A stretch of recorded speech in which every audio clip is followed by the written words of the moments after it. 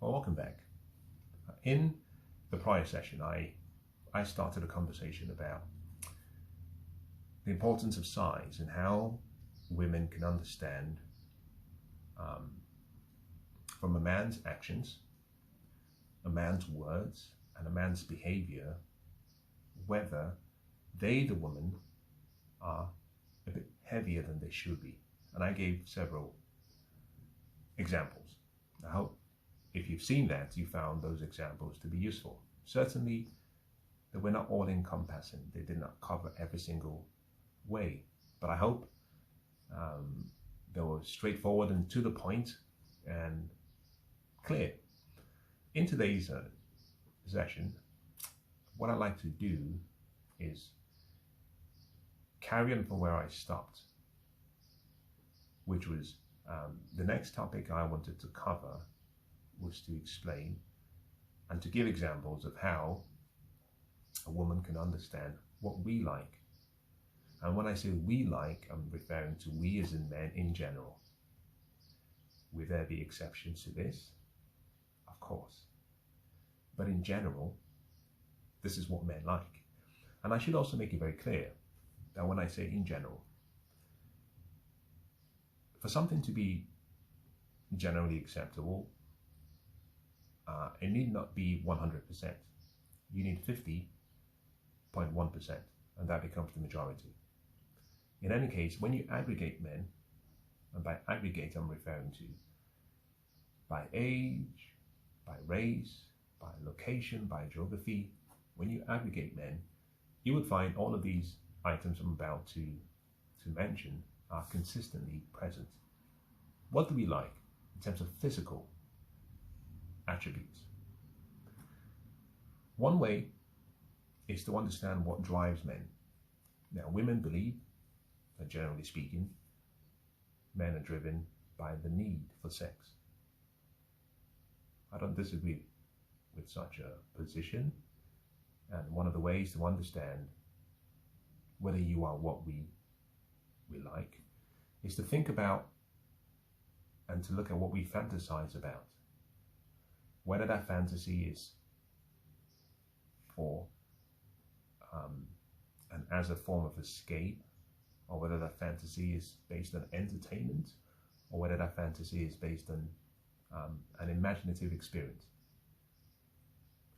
One way to find out what we like and whether you, the woman, are slightly heavier than you should is to look at the most viewed actresses on porn.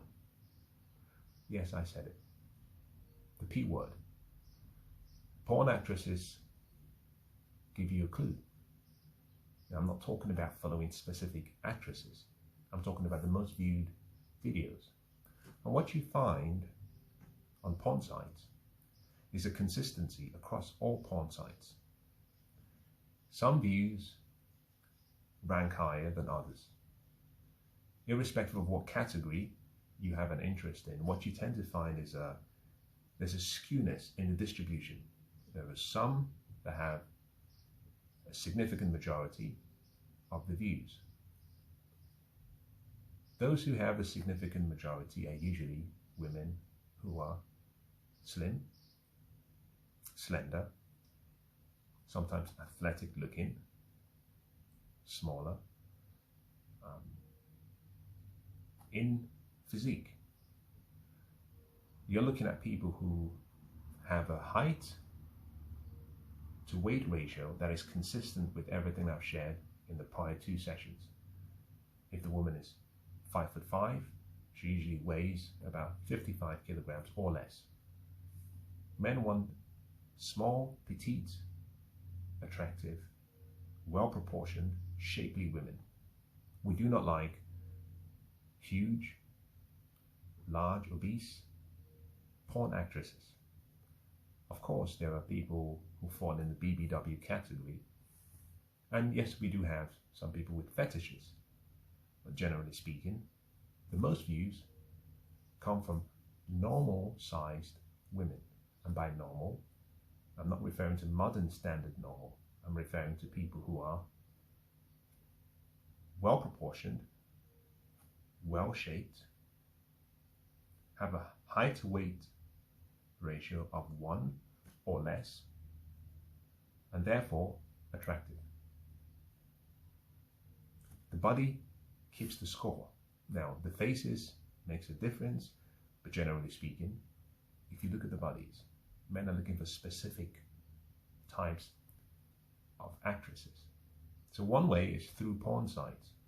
The second is through alternatives to porn sites like OnlyFans, where people actually have subscribers to their specific pages. And if you look at the most paid, or the ones with the most views, you see a consistency similar to porn sites. Yes, are there people with oversized bums and oversized breasts? Yes.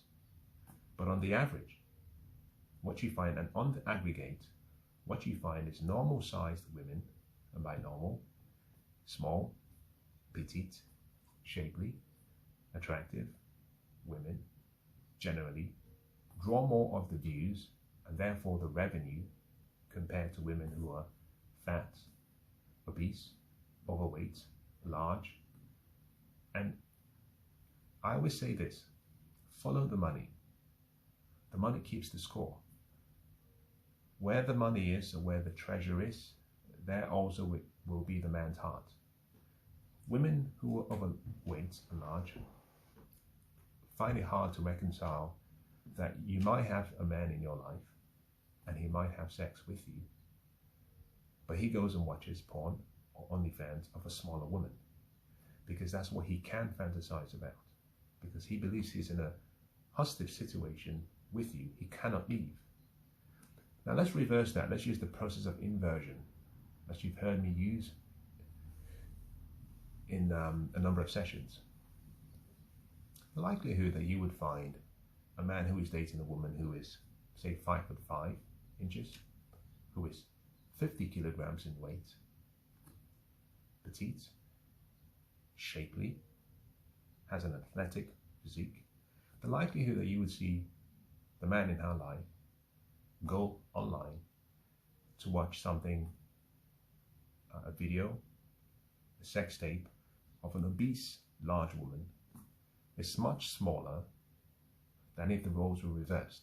You tend to find that the men who actually go online to watch porn often are men who are married to women who are homely, overweight, obese, carrying too much excess weight, who they are either married to, have a relationship with, have a family with, and therefore they need a form of escape.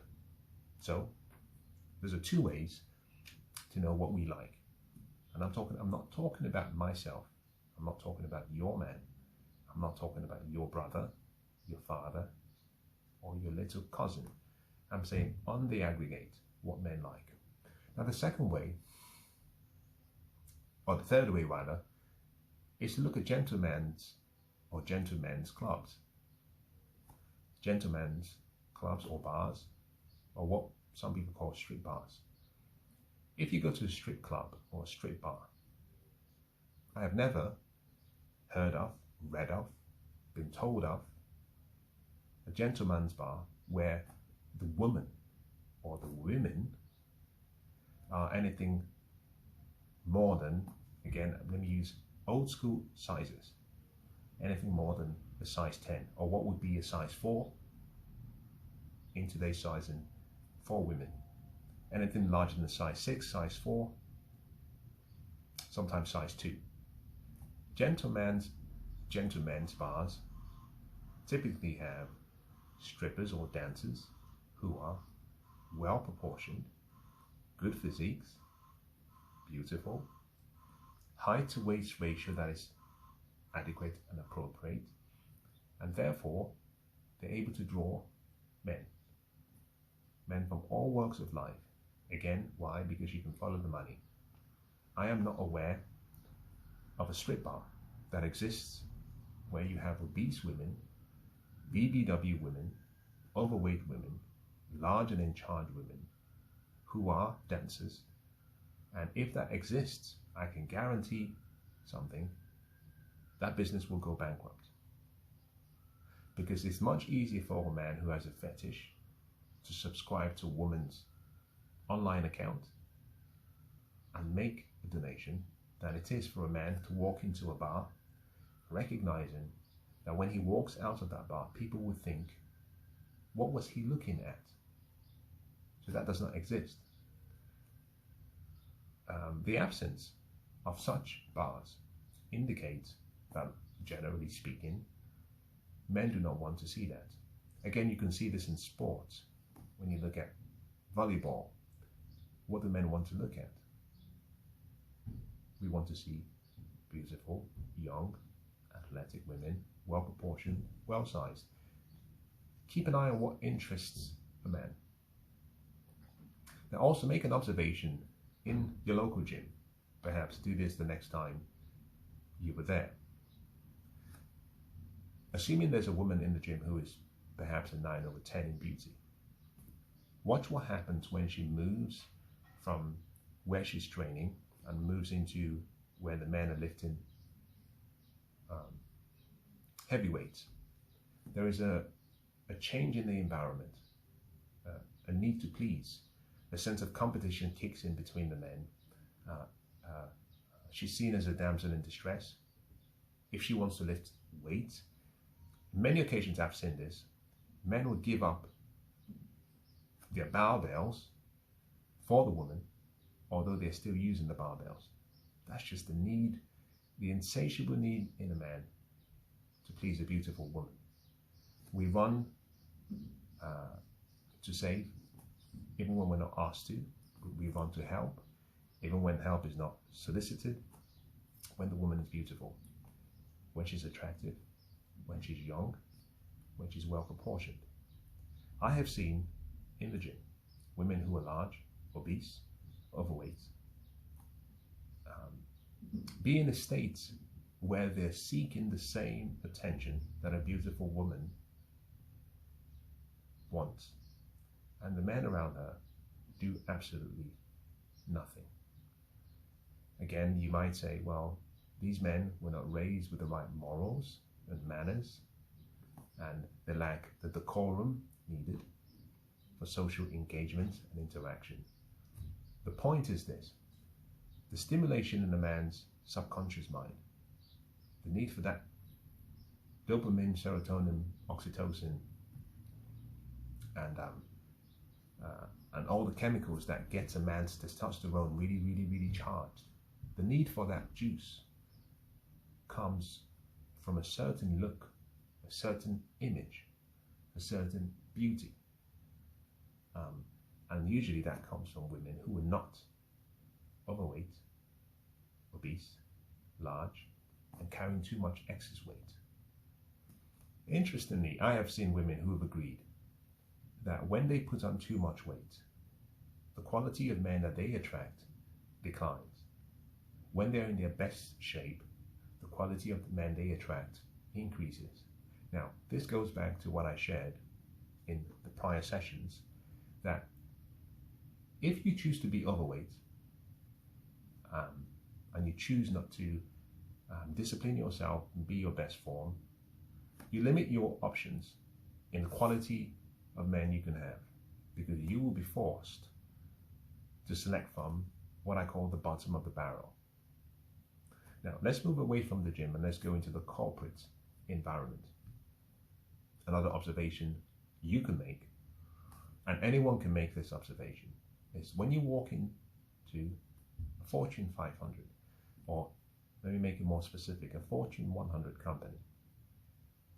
In the UK, any of the big four accounting firms, any of the FTSE, say 50 companies, one of the things you notice is that the person you meet at the reception desk usually is of a stature, form that is in keeping with the image the company wants to present to the world, usually, and this applies particularly in the asset management industry, also applies in tech, also applies in big pharmaceutical companies. They want young, attractive women on the front desk. Why? Because beauty matters. The first impression, and they also want people who have a pleasing personality. But even if they cannot get a pleasing personality, they want a memorable personality. And that memorable personality comes in image. Beautiful skin, beautiful body, well proportioned, wearing high heels. Therefore, you'll remember the experience. I've never seen, I hope I don't see, an obese woman on the front desk. Because what it does is it relays a concept of lack of discipline about the company.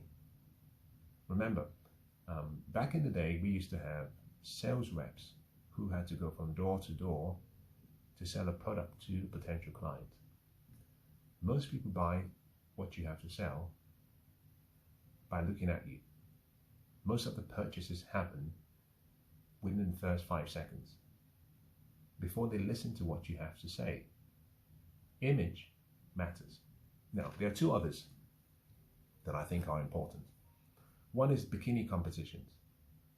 If you look, one of the things you find is if you observe bikini competitions, you tend to find women of a certain size.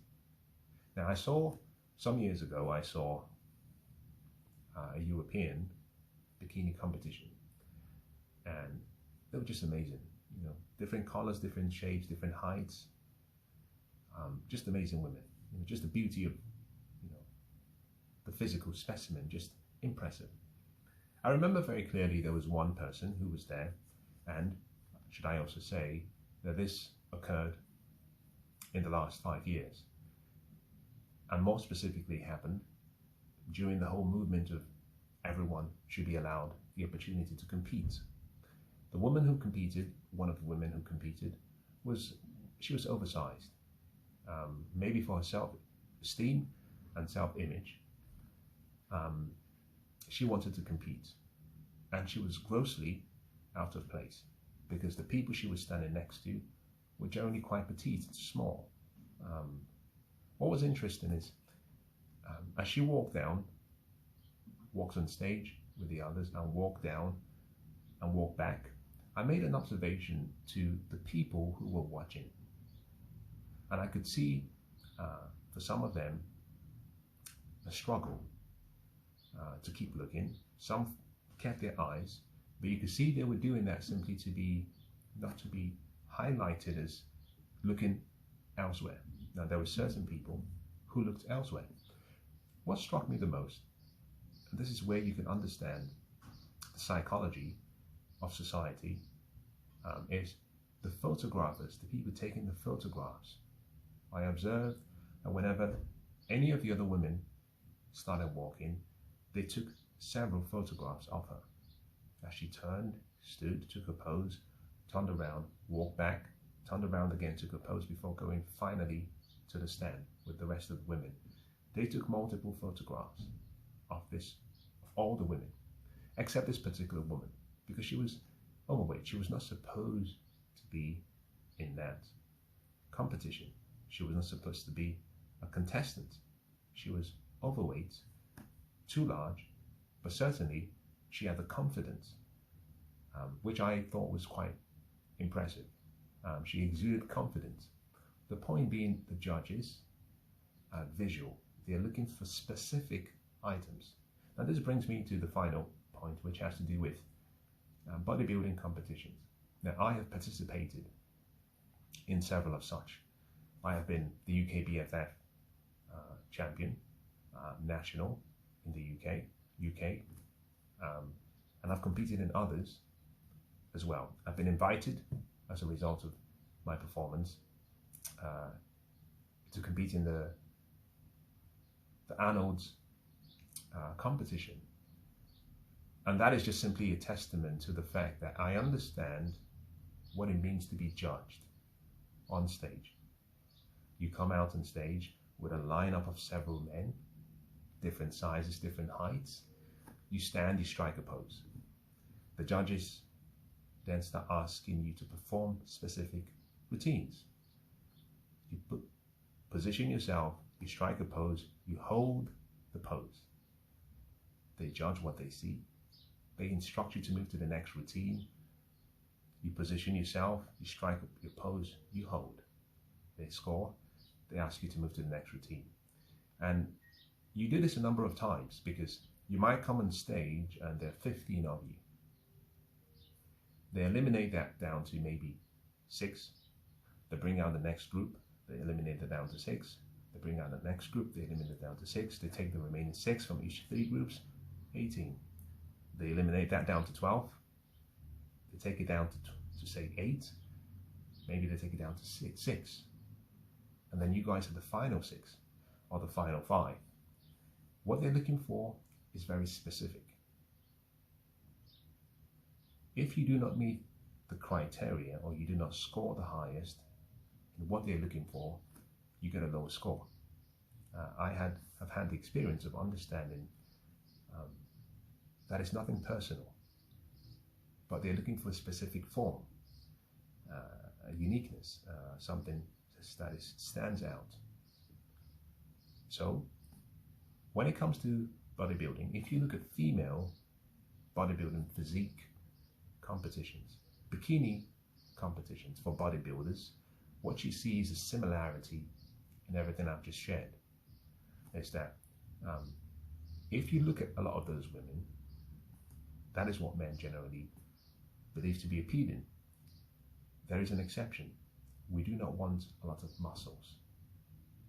However, in the bodybuilding industry, the judges are looking for specific tonality, definition, symmetry, placement, stance, pose, and grace. So, your size matters. A painful thing to say, especially coming from a man, but it does. Now, one of the reasons I've given you all of this, what I think to be interesting gems, is you have to understand how to take information, receive the information, and ask yourself the question, could I extract something out of this monologue that could help me achieve a goal that I have, or lead a life that I crave? Your size matters, and most women complain that they want and they cannot find good men, honest men, faithful men, men that they can live a life with.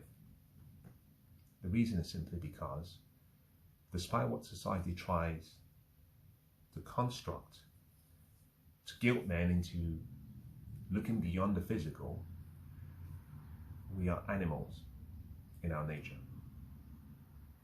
Beauty matters, image matters, what you look like matters, and we refuse to participate in that delusion that it doesn't matter.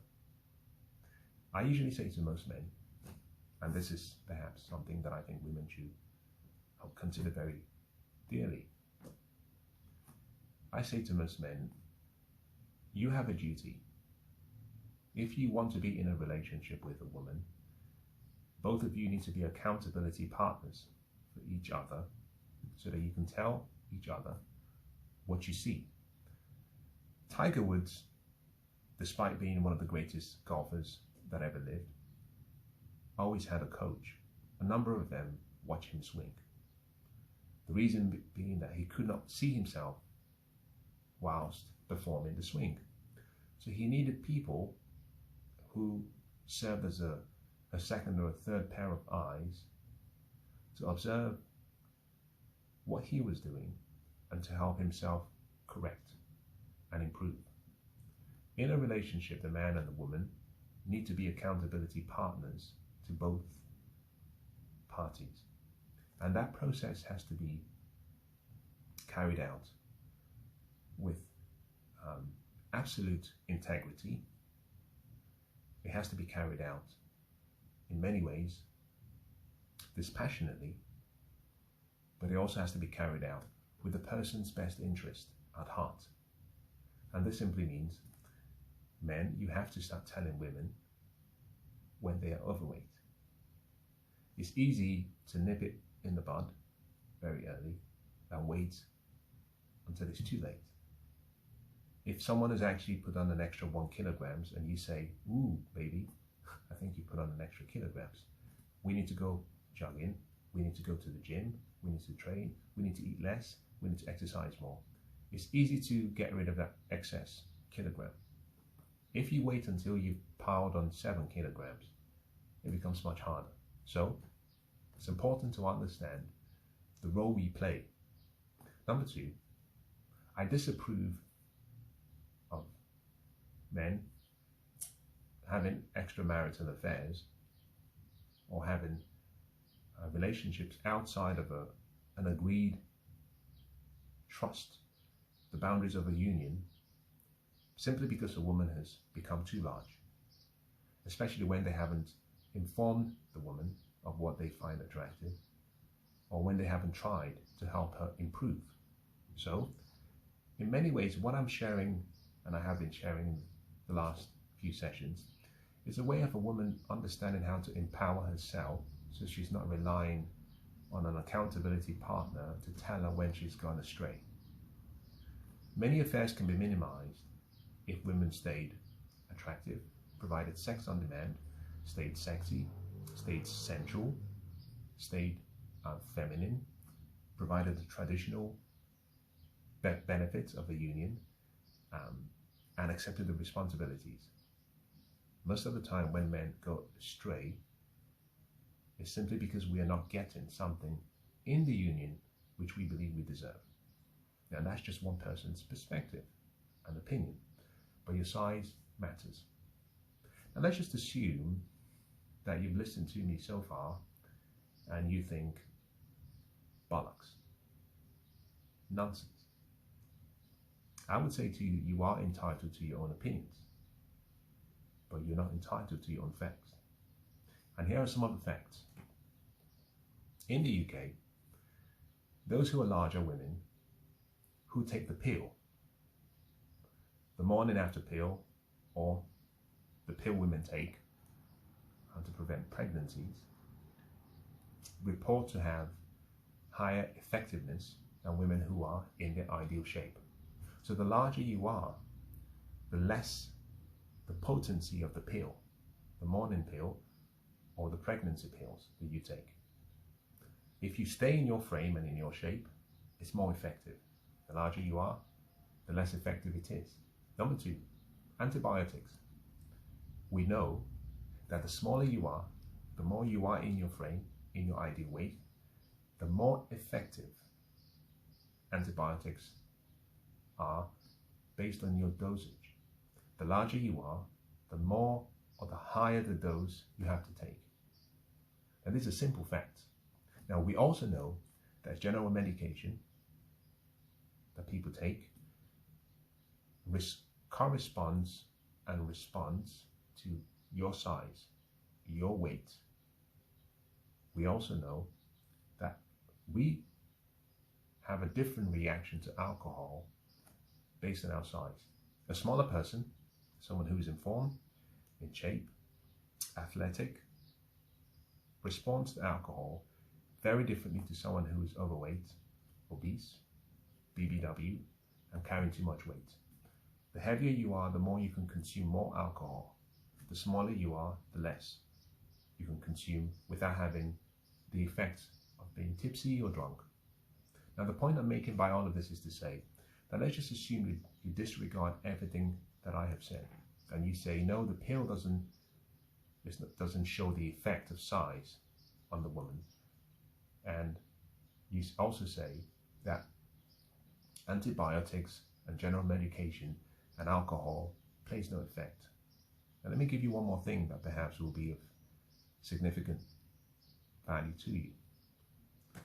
The data in the UK amongst women who unfortunately have lost their lives during childbirth indicates that women who are obese and overweight have a disproportionate higher risk of death during pregnancy or pregnancy-related death compared to women who are in the right form, size. A statistical fact. There's nothing that can be argued against this. The data is conclusive. Now, we also know, should you choose to say that that's not necessarily a large enough sample group, we know that over the last 2 years, during the pandemic, people who were overweight, obese, large, disproportionately out of form and weight, were informed that the risk of the virus on their health was exponentially much higher than those who were in good form, who were athletic, who were physically in good shape, and who were keeping a healthy sports routine, which also says and shows that size really matters. Now, let me conclude by saying the following. As a woman, the type and caliber of man you will get, both in the dating marketplace and in the marriage marketplace, depends on your beauty, your youth, your attractiveness, your femininity. Women get the caliber of men they can attract with their beauty, their weight, their size. And they get only to keep those men with the right attitude. Men, on the other hand, we get women that we can afford. Wealth, influence, fame, social network.